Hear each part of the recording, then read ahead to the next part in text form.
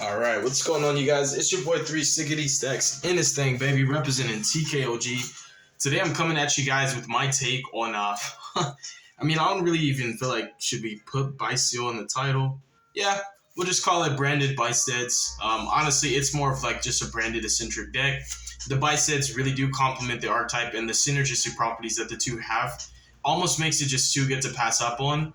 There was a lot of thought and play testing and hypotheses that need to be tested because whenever I play this deck, I always suffer from decision anxiety. I don't know about you guys, but there just always seem to be so many good cards. Like, this deck has access to one of the largest card pools in the game, just with this archetype specific cards alone, not even including generic like splashable cards. And it was just so much that needs to be tested, arguably with my worst matchups, because I feel like if a card is a card is like not necessary for the deck to function. You know, if it ain't broke, don't fix it. You know what I mean? But if it definitely can enhance the deck in areas where it underperforms, I think that it's necessary to make those contingencies available to you in your main deck without needing a side deck. This is definitely one of those decks where you don't draw the out, you can actually search it, and I've always loved that. It's been one of the most appealing things and factors whenever I approach this deck and take a break from it and do something with another deck. Whenever I come back to that, it's always refreshing that I sometimes have to remind myself that, dang, this deck is not only a powerhouse, but it has such a expansive toolbox that covers so many different matchups. It absolutely dominates and bullies rogue decks, and it's so powerful right now against tier. So we're going to get into it. Before we do that, if you haven't done so already, definitely consider subscribing to the channel. Leave a like if you liked the video, leave a dislike if you didn't. And if you're already subbed, definitely click the notification bell. If you want to receive coaching from me, you can definitely join the Patreon tier 2 or even tier 3. Those are the ones that you're going to want to be a part of. And also joining the Discord, which is a huge community that grows borderline every other day. It seems like, dang, bro, it's hard to keep up with sometimes.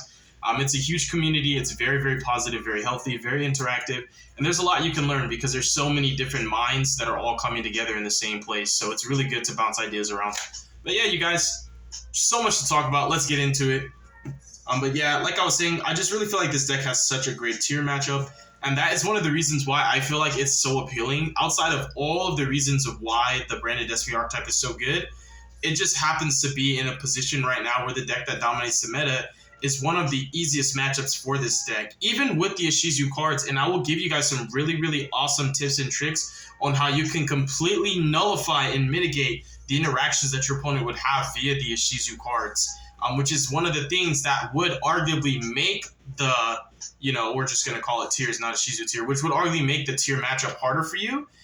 This deck has an archetype-specific card that's searchable that allows you to counterplay and pretty much checkmate that entire portion of their deck, which leaves them with just the tiers, and we all know how great Despy has been against tiers ever since tiers came out.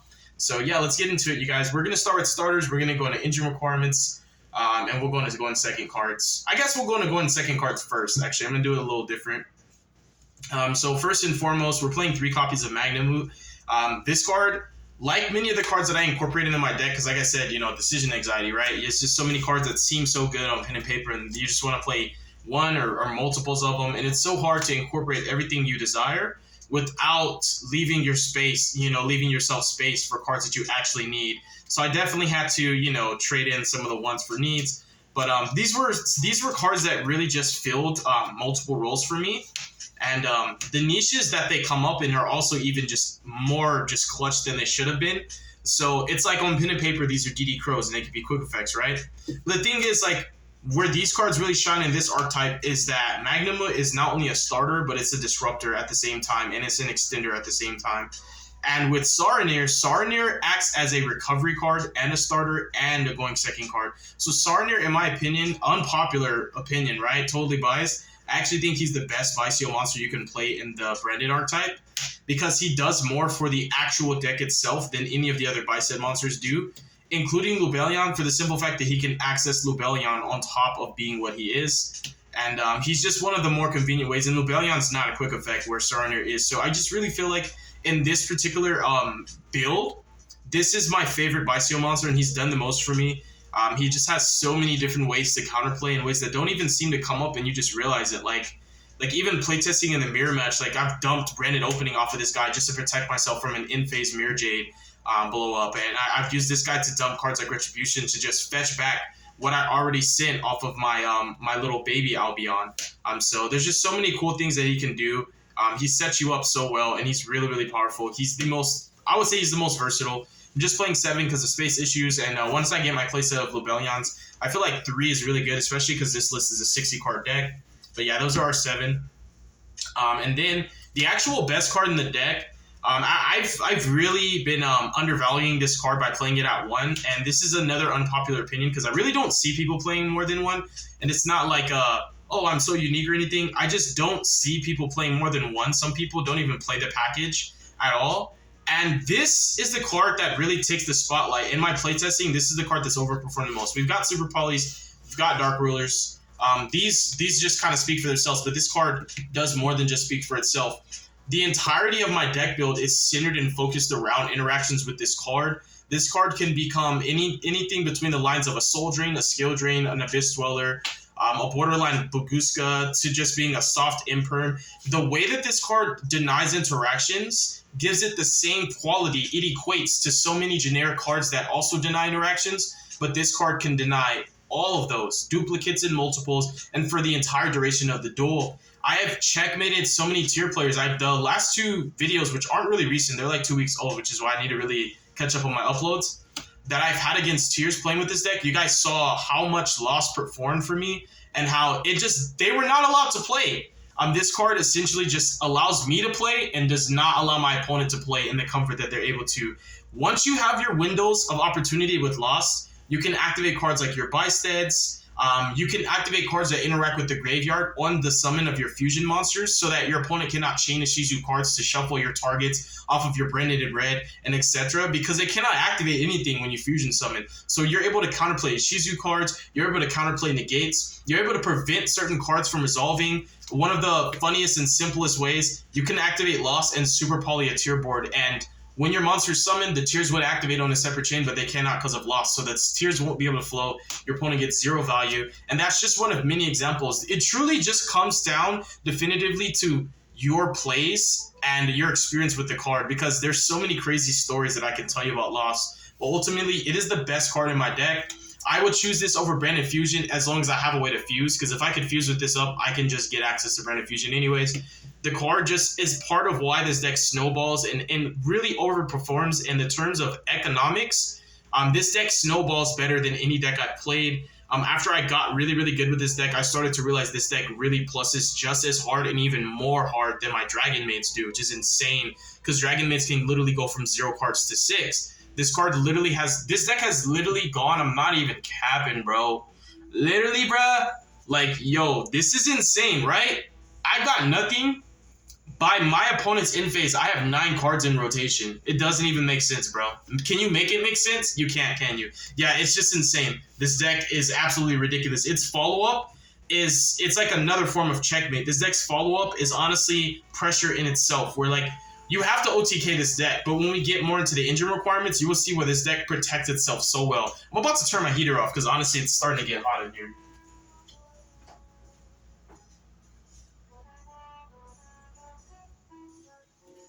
So yeah, anyways, like I was saying, there's a lot that can be said, but I'd rather show you guys. That's why I'm going to keep uploading duels with this deck. So next we have our starters. And honestly, this is where the deck really gets to that plus infinite. This deck can grind infinite, it can plus infinite.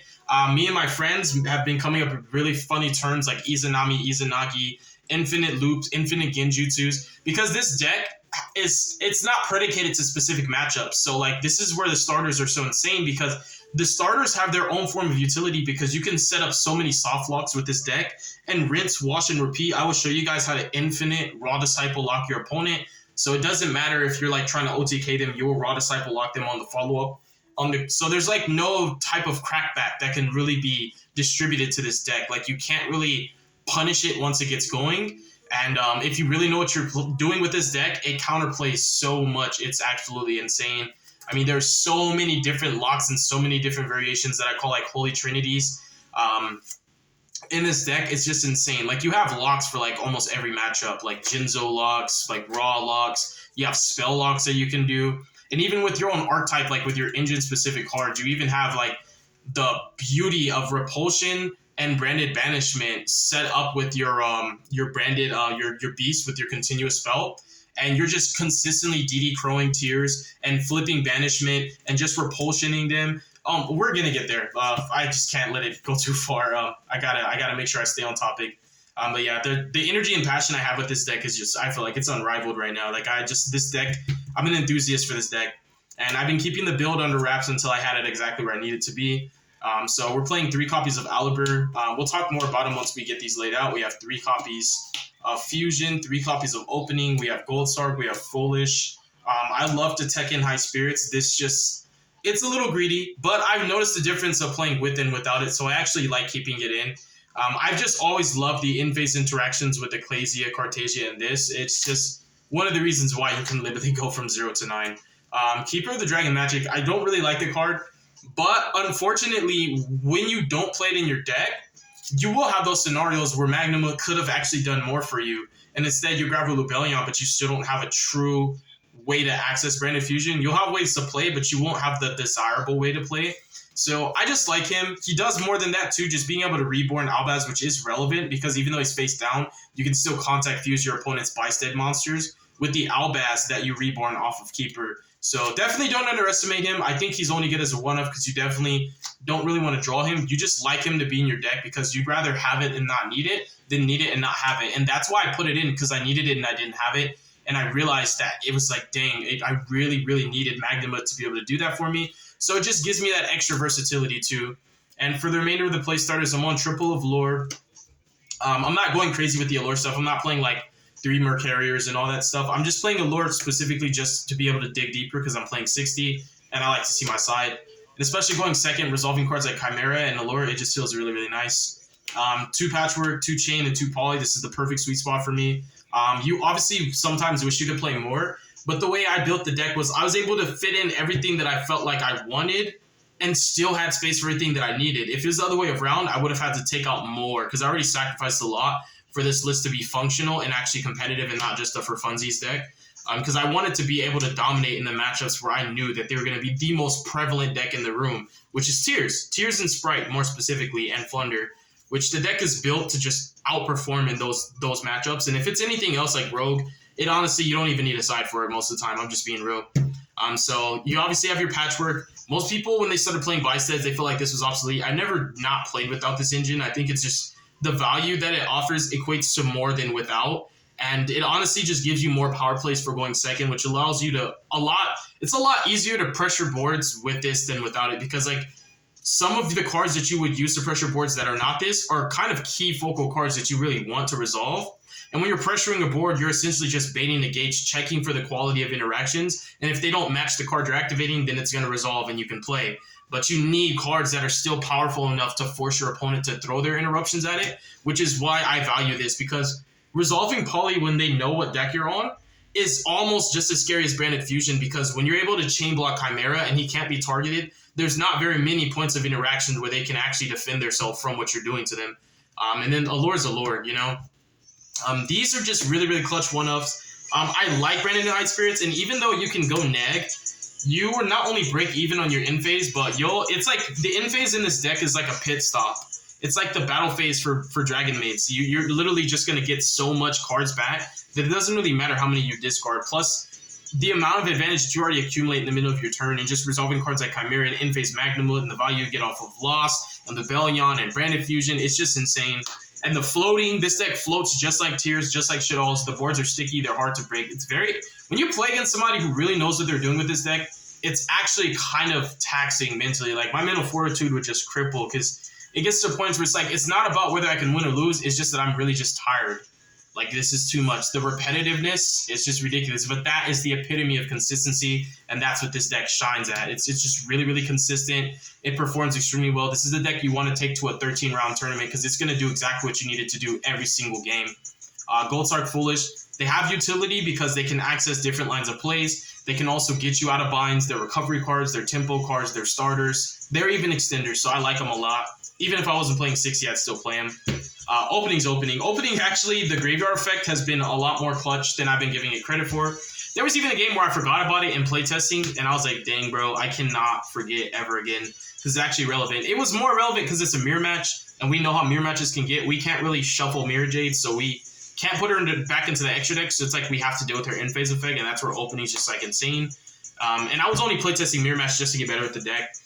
Fusion is like just insane, you guys. Like, this card itself has the most utility out of any other branded spoiler trap because it Foolish Burials any light or dark or any winged beast post the new support. So it's absolutely insane what you can do with this deck, even post siding.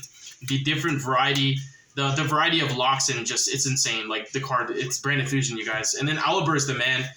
The effect that really overperforms for me is not even his search. It's the lingering effect that people tend to forget about is when he's coming back from grave. I've had so many checkmate comebacks where I've had branded Theater up, and I've had him, and people are clearing my Mirror Jade, and I'm going effect, Chainlink 1. Of Aliber, you have a response. Aliber comes back, I negate something, they kill Aliber. I use Theater to bring back Mirror Jade and activate Mirror Jade, banish, and it's just like, I'm already getting in-phase Mirror Jade, and I'm getting in-phase pluses in my graveyard. I plus infinite, and I'm about to outgrind you because I still have Theater up, and I already have the cards that I was able to grab on my in-phase. Like, it's crazy. Like, I've even held Banishment and not even used it yet. So I'm going through all this. My opponent's trying to kill me, and they're giving me like a +3, and they still fail to OTK me. So it's like when you play Sky Strikers. Don't give me shiz, bro. Like, don't attack my Link if you're not going to kill me because you're going to give me a free Shizuku. It's like that, but ×3. It's crazy. So those are all the starters. And then we've got engine requirements, 3 Tragedy. I freaking love this card. I love it.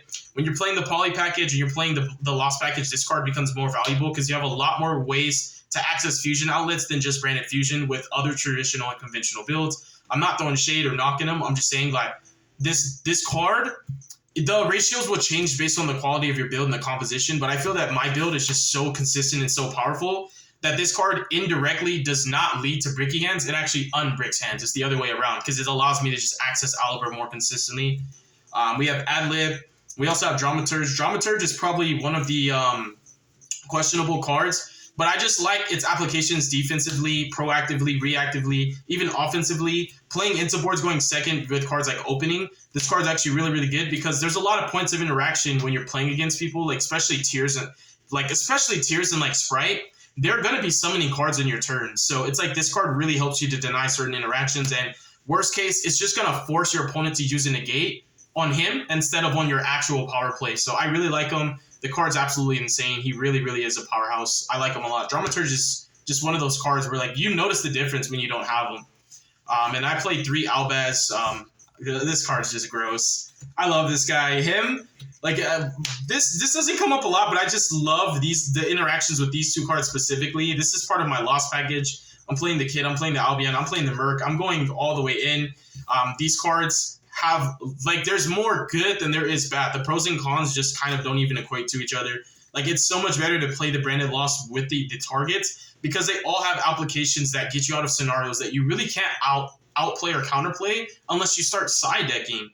This just being like a borderline, like a watered down Aliber that's an extender is actually insane, especially when you're playing the Spriggan's Fusion that you can dump off of your Mirror Jade. It gets kind of insane. One of the coolest interactions with this, I think, is what I do with my loops. When I said plus infinite and grind infinite, I mean, like, you've got your branded regain and your Bystats, right, where you can just constantly banish and recycle any of your main deck and your extra deck. But then you have cards like Retribution and Kit that allow you to recycle your spells and traps. And I've literally used Kit to get Retribution from my banish zone back to my deck. I had no cards in hand. I was just like, Kit, put Retribution back because I made a fusion play and triggered Lost to add him. And then I used him to dump the Retribution that Kit put back and then just grab back the branded Expulsion to just keep my Raw Disciple lock. This was on turn 2. Turn 1, I Raw Disciple lock. And then turn 2, I'm getting ready to kill my opponent. But I wanted to reset my Expulsion just in case he like had back row that can actually interact. So that way, even if I didn't kill him, I would have Expulsion and I would just Raw Disciple lock him again. And that's how you can infinite Izanagi loop your opponent. Mangekyo Sharingan. It's crazy, bro. I don't even think people think that way. Like, this card, literally, you can activate it with no cards in hand and just recycle. But I only do that really for the Retribution because it can even just add Expulsion from graveyard to hand. But if you don't have cards in hand, you have to like do it that way. But it's just kind of insane, like, how versatile these cards are. This is like Pot of Greed most of the time. Merc is Merc, kind of just nutty. Just another interruption that's just so hard to counterplay. And Cartesia and Ecclesia actually really, really complement each other because if you just go boom into boom, whether he resolves or not, if he's still up, you can just Cartesia and just easily just go into like a Mirror Jade line via your Lebellion or via your Albion. which is just insane. And Brandon lost with Albaz is kind of nice because most of the time, if it's not like a Solik, it's like a hard negate, and it just turns Albaz into super poly. So it's just really, really crazy. God card.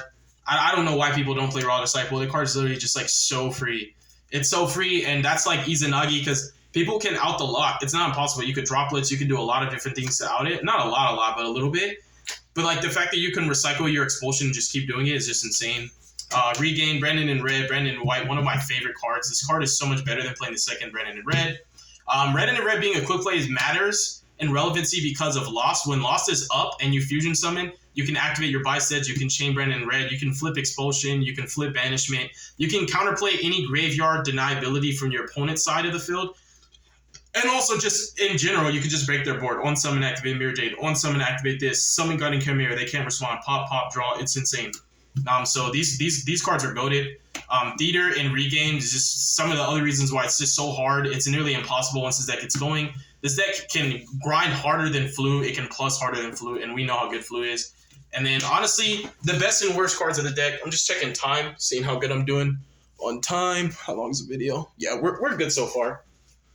Considering all the information that I hope you guys retain, because I know it can be a bit overwhelming. So yeah, these are like the best and worst cards of the deck. These cards have the highest quality in terms of interaction, more so than even your fusions. It's just they're the worst cards to draw. I love this card. I love it so much. Like, it's absolutely insane. It really is. Like, I even sometimes chain Retribution when I have a fusion summon up with Lost, because I'm conscious about Ishizu cards all the time. And unless they're just not in the grave, I don't play around them. But I do still respect Bystads enough to, if I can, prioritize my Bystads whenever I'm doing a fusion summon with Lost up. That's why I just see that Lost at 3, whether I'm playing 40 or 60, this will still be at 3 is insane. Like, this and Tragedy and Sarnir and Albion are some of the ways like where I've literally playtesting, I've had Lost negated twice, and then I got it back. I got, like, literally, Lost gets negated, I got it back, Lost gets negated, and then I reset it, and I flipped it to activate it, and then I actually started playing. So Lost not only baited 2 negates, but, like, I still had it. So then after that, I just played Solitaire, because, like, once Lost is up, you're the only person that's actually allowed to play. Like, if you actually know how to use this card correctly, your opponent will never actually be able to do what they want to do. Even if they can play, it's not the play that's optimal. It's not the play that's ideal. It's not the play that they desire to do. They're just doing what they can with what they're given. And when you put your opponent in the situation where they literally are only working with what they have, it's almost like they're borderline poverty, bro. Like, they're not even middle class. You just turned this guy into a third class citizen. Like, Brandon Lost is just that goated, bro. I just don't know what these kids are doing. So Retribution, insane. Expulsion, Beast, and Banishment. Typically, my setup is always going to look like this. It's going to have Expulsion, Banishment, and then it's going to have Lost, plus either Brandon in red or Regained. But I'm so good with this deck, when I open Optimal, I'm able to access like 4 spells and traps. Like, it's insane. Like, via Kit, via Aliber, via my in-phase Albion, and also my my Retribution via Saranir and also Albion. So I literally, like, outside of just hard searching with Aliber and stuff like that, like, it's just so many ways. But minimum, I love going for these. And here's something, like, even though Mystic Mind's banned, nobody ever knew this, because I've seen profiles with Expulsion in it, and they were still playing Cyclone for Mystic Mind out. This card was able to out Mystic Mind before it got banned. You would literally just give your opponent a Raw Disciple or any monster, and you could just fusion summon into Guardian Chimera and literally just pop the mind. Like, I don't get it. I don't get it, bro. I just see people play this deck, and I just think, like, they're limiting the potential of the deck because they're not exploiting all of these avenues that are there. They're just so unexploited, and it's just like, it's so tempting to, how could you not take advantage of the generic avenues that this deck has access to? This deck bridges into archetypes that it has no business bridging into, and cards that do stuff that it doesn't even look like they do. If you only use it on pen and paper value, you're only going to get just that, what it does in activation. But when you start using them synergistically and cohesively with each other, you start to realize the true value of this deck is like the combination of its archetype-specific cards in tandem with each other. Like, it amplifies the potency. Like, it's ridiculous. Think of, like, Mirror Jade seeming like she's 2 boss monsters built into 1, backed up with her actual archetype spells and traps. It's insane. You can have 3 cards on field and just win the game. One of the biggest things with Expulsion, which is why this is my favorite trap, because this is the deck profile. I'm gonna get to extra glass. Like, Banishment, we know this is checkmating. This is checkmating most decks, like especially tier. Like, and if you do it right, this is checkmating tier. And you end with Mer Carrier in your hand so that when you flip Banishment, they can't just chain an Deciduous Shuffle. They can't just chain a Bystial, target Banish. You chain Mer Carrier, negate that. So Banishment resolves, that's GG no re. You literally contact fuse their whole board and get back your Mirror Jade. But where Expulsion shines that I've never seen it used before is like, even I was not using this card correctly. I was underperforming with this card. This is Shark Cannon 2.0. You can actually special summon any of your opponent's banished monsters or any monsters from their grave. So I've literally taken Baron to Floors. I've taken Borload Savage Dragons. I mean, bro, I can literally take any monster that's not a fusion. Like, I can literally banish my opponent's boss monster with Mirror Jade and bring it back to my side of the field. This card has more utility than any branded trap card has. It's absolutely ridiculous. Even without Raw Disciple being a factor, just the simple fact that I can take my opponent's best cards and use them against them, and a signature, I mean, spicy, zesty, because I can infinite Izanagi these boys. Like, I will have them staring, trying to figure out what they did wrong, bro, for 40 minutes until I win the duel. Sign the pin and slip, scrub. Bro, this card's insane. Like, you got to start realizing, like, that this card can do so much more than just Raw Disciple Lock. It outed Mystic Mind when Mystic Mind is still legal. And I can literally take any link, anything that's not fusion, I can take it. Like, the card's absolutely ridiculous. And when you have your Raw Disciple Lock, when you're going for game and you kill your opponent's Raw Disciple, you just simply recycle your expulsion in your turn. Whether it's being via Retribution, or if you just banished your kit and put it back with Regain, and then search kit again off Lost, and then summon kit, add it back from grave, put another card back, you can infinite Raw Disciple Lock. Broken. Extra deck, 2 Mirror Jade, 2 Lubellion, 2 Albion. This is all very, very standard. Sprint is a card that's very unexploited. I like that it allows me to interact with back rows, which is something this deck doesn't do too well. It does, but it doesn't do it too well. But with Beast and like Guardian Chimera and then this, I'm very comfortable with not having to main any back row removal. It's its actual effect, and then the fact that it can get Kit, which is a big deal because Kit is a huge focal point of a lot of my combos with this deck, and Albalinitis is just crazy. With like Biceps everywhere, this card has so much more value. Double Masquerade, I'm actually thinking about triple. Like, Double Masquerade doesn't do anything, right? It doesn't actually, no, it does. It does. Sprite, Tear, and Fluunderies need to activate an abundance of effects to actually be able to do anything. So before you say this card doesn't do anything, realize that when this up in a double or a triple, they can't do anything. This card is another checkmate. When you have Theater, this, and Alibur Engrave, summon Albaz from deck, Alibur negate, Theater bring back Mirror Jade, game. Guardian Chimera, Dragosopilia, and then more super poly targets. Everything except for Mud Dragon is infinitely recyclable via cards like Regain, to your Lubellion, cards like Kit. All of your entire main and extra deck are all recyclable. You grind infinite, you plus infinite. This is one of the best decks in the game. It's goated. It's very unexploited, very just, I feel like it's just undervalued right now. So God bless you, make good choices, don't hurt your brain cells. Stay tuned for future content. Hopefully you guys enjoyed this video. Peace.